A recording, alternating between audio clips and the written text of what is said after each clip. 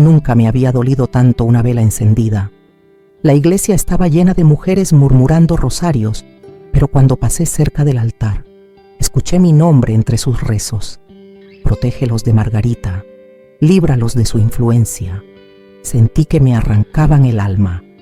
Eran voces conocidas, familiares. Una de ellas, la de mi hermana. Yo no soy una bruja, ni una mala madre, ni una traidora, pero así me ven. Mi propia familia, la que cuidé, la que defendí, la que alimenté cuando no teníamos nada. ¿Cómo llegamos a esto? ¿Desde cuándo una mujer mayor, por hablar claro, se convierte en una amenaza? Si alguna vez te hicieron sentir que estorbas por ser tú misma, por no callarte, por no agachar la cabeza, por amar diferente, por decidir por ti, por favor, quédate conmigo. Esta historia no es solo mía, es de todas las que fuimos silenciadas a golpes de oración. La mañana después de la misa, el silencio en casa era denso, como si se hubiera derramado algo pesado sobre cada objeto. Vivía con mi hermana menor, Teresa, desde hacía 8 años, cuando su esposo la dejó por una mujer más joven, y ella llegó con sus 2 hijos a tocar mi puerta. Yo abrí sin pensarlo. Nunca me importó tener que cambiar mi vida para los demás. Al contrario, siempre sentí que esa era mi función en el mundo: sostener, consolar, estar. Pero últimamente, cada gesto mío parecía molestarle. Si cocinaba, decía que lo hacía a mi modo, como si fuera la única que sabe. Si regaba las plantas, murmuraba que me creía dueña de todo. Si salía con mis amigas del centro cultural, me recibía con comentarios como: ¿no te cansas de andar como si tuvieras 20? Yo respiraba hondo. Me decía que era el estrés, la menopausia tardía, el cansancio de criar sola. Hasta que un día la encontré revisando mi cuarto. Tenía mis papeles en la mano, mi diario abierto sobre la cama. Me miró sin culpa. Solo quiero saber qué estás tramando. Me reí. Pensé que era una broma. Pero no. Teresa me empezó ahí a acusar de cosas extrañas, que le había echado algo al café, que escondía dinero, que hablaba mal de ella con los vecinos. Me dolía y me asustaba. Pero más me dolía que mis sobrinos, que me decían mamá segunda cuando eran pequeños, empezaran a verme con desconfianza. Miguel, el mayor, ya no me abrazaba. Mariana apenas me saludaba. Algo se estaba pudriendo en la casa, y yo era el moho según ellos. No entendía qué había cambiado. Yo seguía siendo la misma, la que hacía las compras, la que pagaba el gas, la que cocinaba en Navidad, la que bordó a mano el mantel de la abuela. ¿Por qué ahora parecía una amenaza? Una tarde, encontré en la cocina un frasco de sal gruesa con una etiqueta escrita en bares, a mano, para protección. Al lado, una veladora con mi nombre tachado y escrito en rojo. Se me heló la sangre. Fui a buscar a Teresa. La enfrenté. Ella no negó nada. «Estoy protegiendo mi hogar», dijo, como si yo fuera una intrusa, una presencia maligna. Yo tenía el corazón acelerado. ¿Qué le habían metido en la cabeza?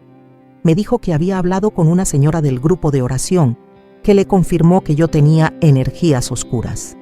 Esa noche no dormí. Sentía que me vigilaban. Cerré mi puerta con seguro por primera vez en años. ¿Cómo llegamos a esto?, me repetía. ¿Qué hice mal? Pero no era solo Teresa. Empecé a notar que mi sobrina Mariana me miraba con desprecio. Un día, mientras hablaba por teléfono en el comedor, la escuché decir: «No quiero que la abuela loca se acerque a mis cosas». Abuela loca. Me tapé la boca para no llorar. Una mañana, decidí preparar su desayuno favorito, molletes con pico de gallo. Quise acercarme, tender puentes, pero cuando los puse en la mesa, Mariana los empujó y dijo: «No me des nada, no confío en ti».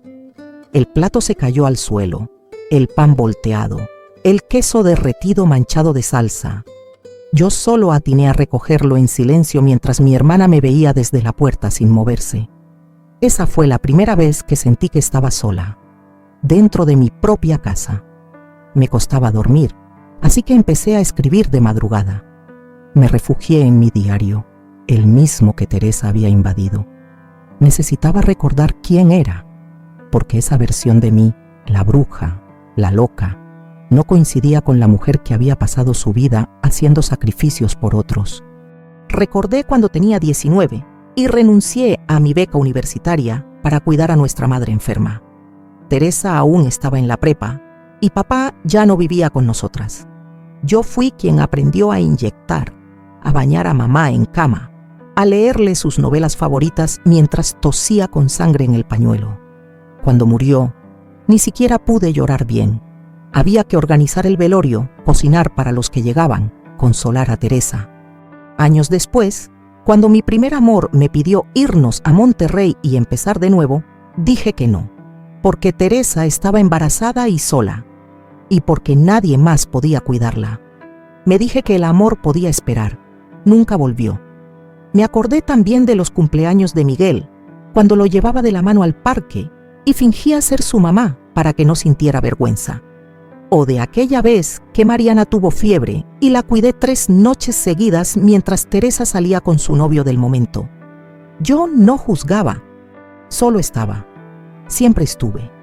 Y sin embargo, ahora me temían. Me rezaban en contra. Una mañana encontré una foto vieja pegada en la puerta del refrigerador. Era yo, joven con un vestido blanco, en la fiesta de graduación de Teresa. Tenía el brazo sobre sus hombros y sonreía con todo el rostro. Alguien había escrito con plumón encima, antes. ¿Antes de qué? Antes de volverme una amenaza, antes de ser descartable. Salía a caminar por el barrio. La señora Rosario, que antes me saludaba con besos, me dio la espalda. El panadero me ignoró. Un niño me gritó, «¡Ahí va la bruja!» y corrió riéndose. Sentí una punzada en el estómago. Al volver, encontré mis libros de poesía amontonados en una caja. «Estamos limpiando el cuarto», me dijo Mariana sin verme a los ojos. «Ese espacio ahora lo va a usar mamá para sus reuniones». ¿Mi habitación no era mía? Fui a la azotea con el diario en la mano. Lo abrí en una página cualquiera. Ahí estaba mi letra. Mi único miedo es morir sin que nadie me recuerde por amor. Me solté a llorar. No por mí, por la ingenua que fui, por creer que darlo todo garantizaba algo, por haber confundido presencia con pertenencia. ¿Y si me hubiera ido con aquel hombre? ¿Y si hubiera dicho que no cuando Teresa volvió? ¿Y si me hubiera guardado un poco más para mí? Evocé. ¿O qué faría? Aquella noche decidí hacer algo que no hacía desde hacía años: bordar. Saqué mi bastidor, los hilos de colores, la tela que tenía guardada para un mantel que nunca hice. Empecé a bordar mi nombre, Margarita, punto por punto, como si quisiera recordarme quién era, como si, aunque nadie más lo hiciera, mi nombre aún tuviera un lugar. A los pocos días, Mariana anunció que se iría a vivir con su papá. «Aquí hay demasiada energía pesada», dijo mirando hacia donde yo estaba. Nadie la detuvo.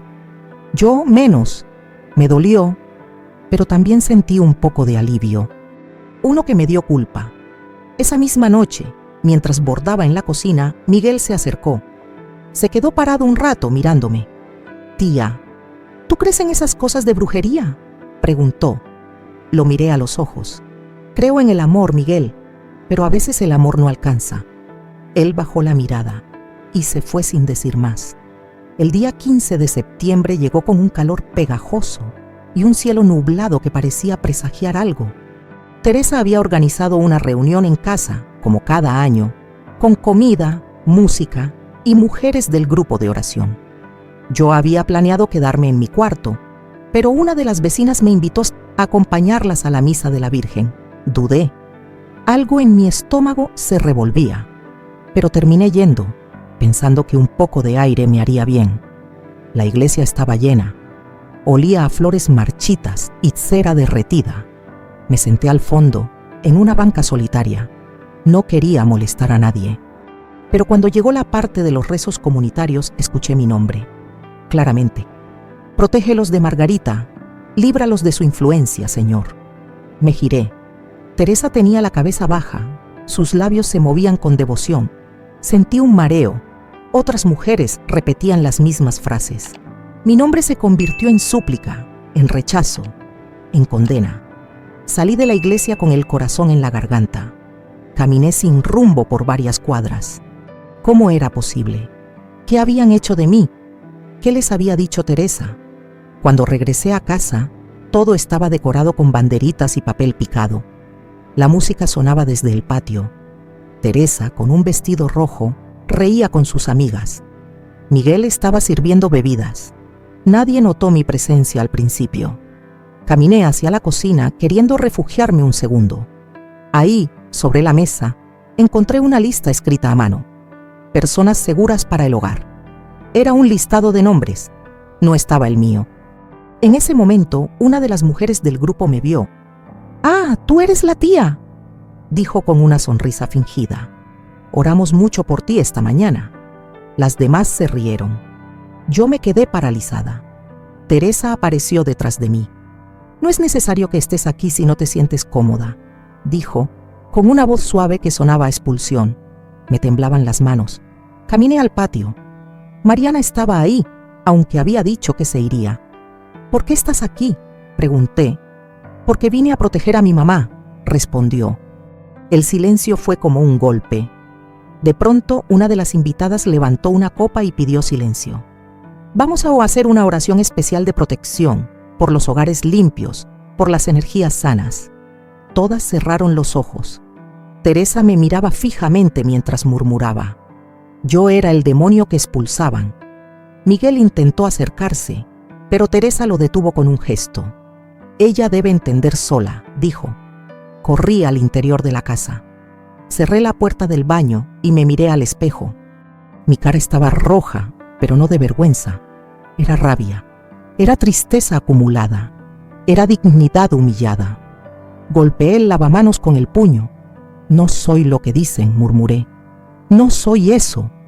Cuando salí, todas me ignoraron como si no existiera. Esa fue la humillación mayor. No el rechazo directo, sino la invisibilidad, el borrado. Esa noche dormí vestida, con la puerta cerrada y una silla trabándola, en mi casa, como una intrusa. Pero lo que me rompió del todo fue lo que encontré al día siguiente, en la basura del baño. Entre servilletas usadas y envoltorios, estaba el bordado que había comenzado con tanto esfuerzo, Margarita. Lo habían arrancado del bastidor y tirado como si fuera un trapo sucio. Sentí que algo dentro de mí se desgarraba. No por el bordado, por lo que significaba. Era lo único que me recordaba que yo existía más allá de sus versiones, más allá de sus rezos. Lo recogí, temblando. Teresa pasó por el pasillo y me vio agachada, con el pedazo de tela en las manos. No dijo nada, solo siguió caminando. Esa indiferencia fue peor que cualquier insulto. Me encerré en mi cuarto. No lloré, no grité. Solo me senté en la cama y abracé el bordado como si fuera una reliquia. Me repetí en voz baja: «Estoy viva, soy real, mi nombre importa». Esa fue la noche en que entendí que no había marcha atrás. No podría seguir fingiendo que esto era una familia. No si yo tenía que desaparecer para que ellos se sintieran en paz. A la mañana siguiente, me levanté antes que todos.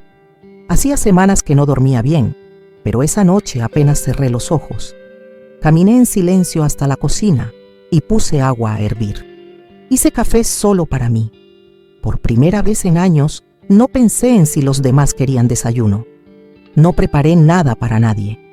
Me senté en la mesa con mi taza caliente entre las manos y dejé que el silencio fuera mío. Afuera, el sol empezaba a filtrarse entre las cortinas. Me levanté y abrí todas las ventanas, que entrara el aire, que se llevara algo. Luego fui a mi cuarto, saqué una maleta vieja del closet y comencé a empacarla. No era una huida, era una declaración.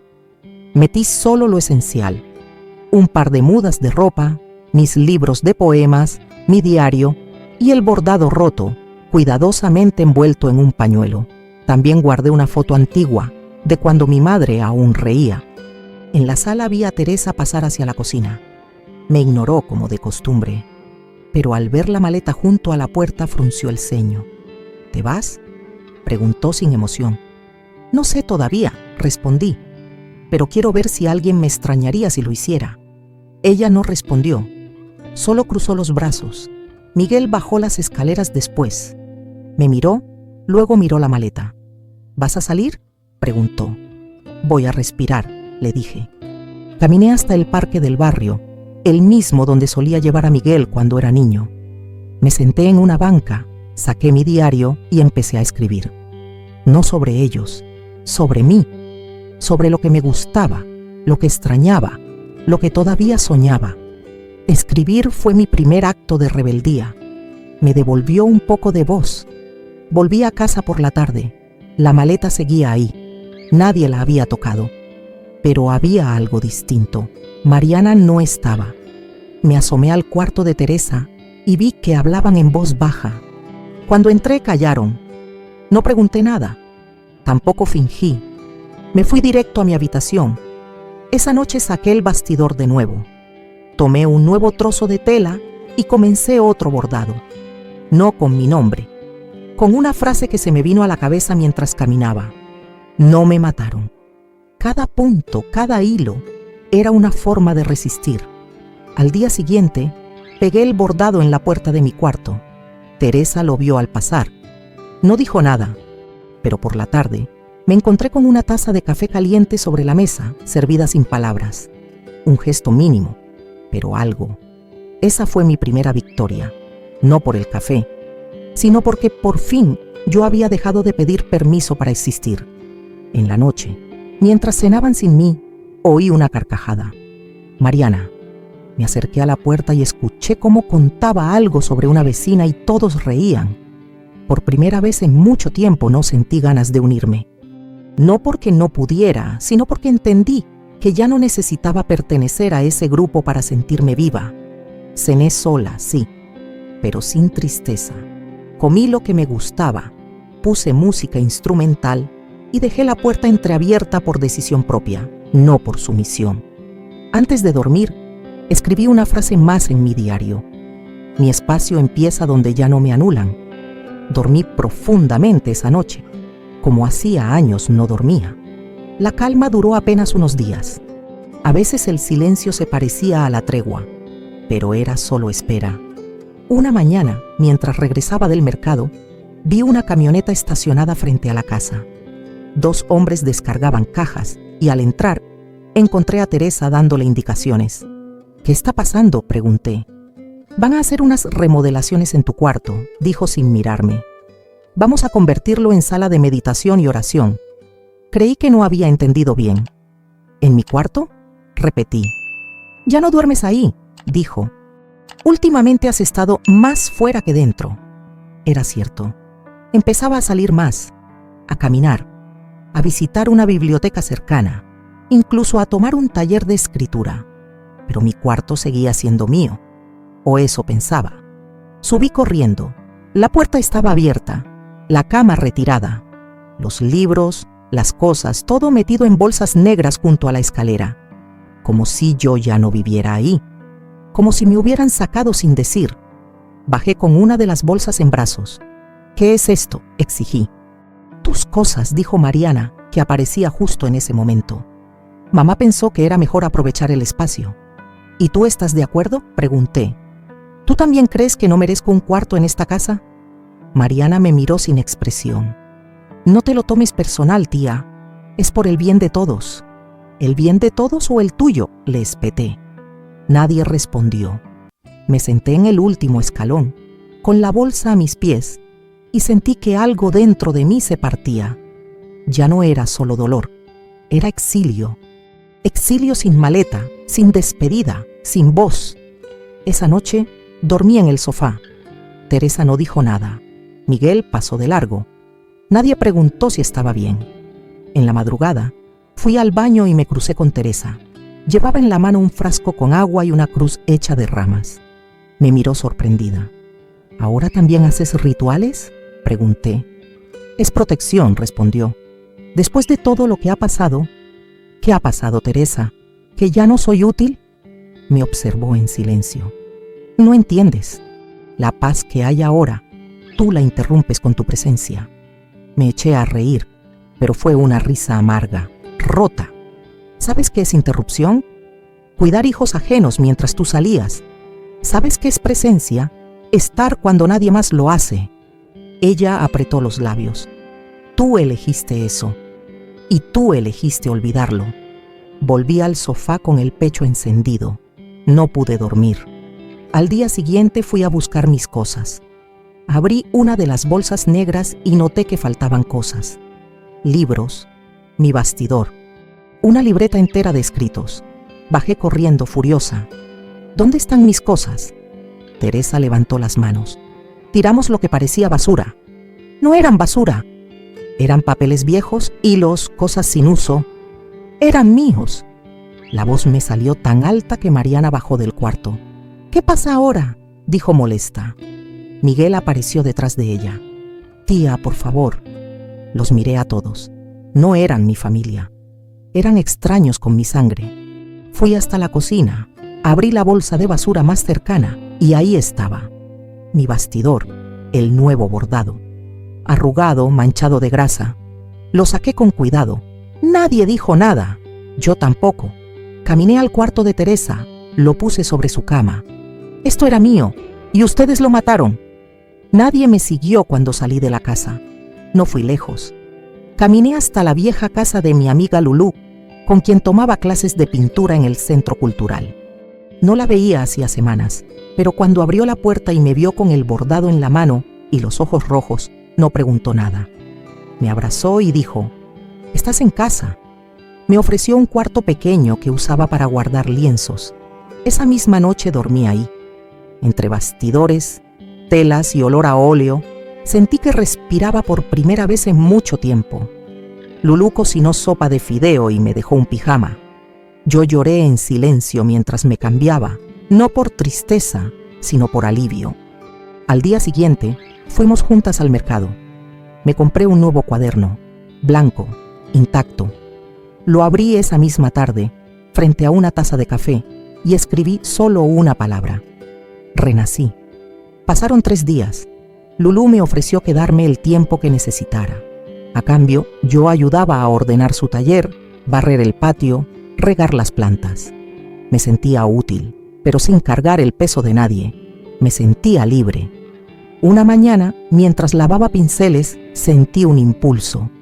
Fui a la papelería y compré un bastidor nuevo, hilos de colores y una tela blanca. Decidí empezar de cero, pero esta vez no iba a bordar nombres ni frases de resistencia. No, esta vez bordaría una casa con puertas abiertas, con una mujer sentada en la entrada, una mujer mayor, con canas y manos activas. Quería verme ahí, quería crear el lugar que no me dieron. Pasé días bordando, punto por punto. A veces Lulú se sentaba a mi lado, tejía en silencio o me leía poesía. Otras veces solo me dejaba espacio. Era lo que más valoraba, no tener que justificar mi existencia. Cuando terminé el bordado, lo colgué en el patio. Era sencillo, pero poderoso, y me dije, este es mi lugar. El domingo siguiente, sin planearlo, pasé frente a mi antigua casa. La fachada estaba igual, pero en las ventanas se notaban plantas secas. Me detuve. No pensaba entrar, solo mirar. Pero Miguel salió en ese momento. Me vio y se acercó con torpeza. Tía, lo siento. ¿Por qué exactamente?, pregunté. Por no haberte defendido. No era tu deber, dije. Pero sí era tu oportunidad. Se quedó en silencio. Luego metió la mano en su mochila y sacó un sobre. Esto lo encontré en una de las cajas. Pensé que lo habías perdido. Era mi libreta, la de los escritos. Me temblaron las manos. Gracias, dije, y me fui. De vuelta en casa de Lulú, me senté frente al bastidor, pero no bordé. Abrí la libreta y comencé a leer en voz alta. Cada palabra me traía de regreso a mí. Esa tarde escribí un texto nuevo. Se titulaba «Donde nadie reza contra mí», y lo pegué en la entrada de la casa. No fue venganza, fue testimonio. Era mi forma de decir, aquí estoy. No me borraron. Días después, Lulú me invitó a un círculo de lectura de mujeres mayores. Dudé, pero fui. Había 12 mujeres, cada una con historias de abandono, traición, pérdida. Cuando me tocó hablar conté solo una parte. Pero cuando mostré el bordado de la casa, una mujer empezó a llorar. Esa también era yo, dijo, y lo supe. No estaba sola, nunca lo estuve. Solo que me hicieron creerlo. Empezamos a reunirnos cada semana. Yo leía mis textos. Ellas compartían los suyos. A veces bordábamos juntas. A veces solo escuchábamos. Y aunque nadie lo decía, todas sabíamos que aquello era una forma de justicia, silenciosa pero firme. El taller de Lulú se convirtió en mi hogar, pero también en un refugio para otras. Con el tiempo, algunas vecinas empezaron a acercarse, curiosas por los bordados que colgábamos en la entrada. Una de ellas, Clara, trajo un juego de servilletas para reparar. Otra, doña Elvira, comenzó a traer pan dulce los jueves. Sin darnos cuenta, habíamos creado algo que no sabíamos que necesitábamos, un espacio seguro. Una tarde, mientras colgábamos nuevos bordados, una periodista local que hacía un reportaje sobre mujeres mayores en la ciudad nos vio desde la calle. Entró, preguntó, tomó fotos. Y una semana después, una nota apareció en el periódico local: el taller donde las mujeres no se callan. Salíamos Lulú y yo en la foto, riendo, con las manos llenas de hilo. La nota nos trajo más visitas, más mujeres, más historias. Un día, una joven llegó temblando con un ojo morado. No dijo mucho. Le dimos té, silencio y aguja. Bordó un girasol y al terminarlo sonrió. Yo también bordé algo nuevo, una figura femenina, de pie, con un manto hecho de palabras, las mismas que había escrito en mi diario a lo largo de los años. Al terminarlo, sentí que algo se cerraba, no por olvido, sino por justicia. Miguel vino a buscarme un mes después. Me encontró en el patio pintando una vieja silla con Lulú. Quería decirte algo, dijo. Me fui de casa, no soporté más. Me limpié las manos con un trapo y lo miré. ¿Y ahora qué harás? No lo sé, respondió. Pero quiero ayudarte aquí, si me dejas. Lo dejé. Durante semanas Miguel limpió, reparó, cargó cosas. Nunca pidió perdón con palabras, pero cada gesto era una disculpa silenciosa. Una noche le pregunté por Teresa. Dijo que seguía igual, que no entendía nada, que aún rezaba en voz baja cada noche, como si exorcizara un fantasma. Yo ya no era ese fantasma. Un sábado recibimos una invitación oficial. El taller sería parte de una muestra cultural en el centro comunitario. Nos pidieron bordados, escritos, testimonios. Organizamos todo con emoción. El día del evento, decenas de personas pasaron por el espacio. Mujeres de todas las edades, hombres curiosos, jóvenes que querían escuchar. Llevé el bordado de la casa con la mujer sentada en la entrada y lo colgué en el centro de la exposición. Una señora se me acercó, me tocó el brazo. «Usted es Margarita, ¿verdad? La del texto». «Sí», respondí. «Quería decirle gracias. Usted me recordó que aún hay tiempo para una». Lloré frente a todos, sin vergüenza. Al final del evento, el director del centro me ofreció un espacio fijo para talleres. «¿Le gustaría dirigir algo con su grupo?», preguntó. No lo dudé. Dije que sí. Y esa noche volví a escribir en mi cuaderno una nueva frase: «Aquí nadie reza para borrarme. Aquí yo soy la que escribe». Y con eso cerré el diario por primera vez sin dolor. Había justicia. No porque castigaran a alguien, sino porque al fin yo había recuperado mi historia. Esa misma semana, en el nuevo taller, organicé una dinámica que llamé el primer hilo. Cada mujer debía bordar una palabra que hubiera sido usada para herirla y luego tacharla con un color diferente. Llenamos una pared con insultos transformados: loca, fea, vieja, bruja, nadie. Cada palabra cruzada con fuerza, con rabia hermosa. Miguel bordó también. En un rincón discreto puso cómplice y lo tachó con hilos rojos. Nos abrazamos. Ya no era solo un grupo, era un hogar. Y esta vez lo había bordado yo. Hoy, al mirar por la ventana del taller, veo a mujeres que antes caminaban encorvadas por el peso de las palabras, reír con la espalda recta. Las escucho hablar sin bajar la voz. Algunas vienen solo a tomar café, otras a bordar, pero todas, sin excepción, traen consigo historias que antes parecían imperdonables. Y aquí las hilamos juntas. No volví a casa de Teresa, no porque no pudiera, sino porque ya no la necesito. Me llegan noticias por Miguel. Sé que Mariana se fue a vivir con su novio, que Teresa ahora hace oración sola, que nadie volvió a ocupar mi cuarto. Pero ese cuarto no me hace falta. Tengo el mío, con flores de papel en la ventana, con una lámpara antigua que encontré en la basura y restauré, con el bastidor siempre cerca y la libreta abierta. No necesito más. Algunas noches aún sueño con la iglesia, con el eco de aquellas voces pidiendo líbralos de Margarita, pero ahora, al despertar, me río, porque entendí que no eran rezos contra mí, eran rezos de miedo, miedo a lo que no se controla, a lo que no se somete, a lo que no se borra, y yo no me borro. Miguel viene a veces con pan, ayuda con los talleres, sobre todo con los más jóvenes, tiene una forma suave de estar, como quien aprendió a no hablar cuando no se ha escuchado. Una tarde me trajo una caja vieja. Creo que es tuya, dijo. Dentro estaban fotos, cartas, incluso mi credencial de la prepa. Todo lo que pensé que se había perdido. Me senté en el suelo con lágrimas discretas. No por tristeza, por rescate. Encontré una foto de mamá, joven, hermosa, con una margarita en el cabello. La pegué en la pared, junto al primer bordado que no pudieron destruir, el que decía no me mataron. Ahora, las mujeres nuevas que llegan al taller me preguntan por qué lo llamamos Casa Margarita. Yo sonrío y digo, porque aquí florecemos.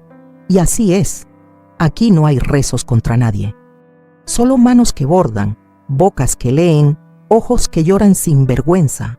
Y yo, Margarita, cada vez que abro la puerta del taller, sé que ya nadie podrá decir que no tengo lugar, porque lo hice con mis manos, lo defendí con mi voz y lo llené con otras como yo. No tengo miedo, no tengo rabia, solo tengo memoria, y con eso me basta. A veces cuando el día termina y el sol se cuela naranja por las rendijas, me quedo sola en el taller un rato más. Me siento junto a la ventana y repaso los bordados colgados en la pared. Cada uno tiene una historia, una herida, una sanación. Ya no los veo como obras bonitas, los veo como mapas. Mapas de mujeres que encontraron el camino de regreso a sí mismas. Pienso en lo que he perdido. Sí, perdí una familia, pero gané una tribu, una red, una razón para despertar cada día con las manos ocupadas y el corazón en paz. Y mientras escucho los hilos rasgar la tela, me repito lo que escribí hace unos días. La dignidad no se reza, se vive. Y yo por fin la estoy viviendo. Si alguna vez te hicieron sentir que eras un estorbo, una exagerada, una amenaza por ser tú misma, no estás sola. Aquí, en Casa Margarita, aprendimos que una aguja también puede ser una espada, que el hilo une lo que otros quisieron romper, y que ninguna mujer merece rezos que la borren, solo manos que la recuerden.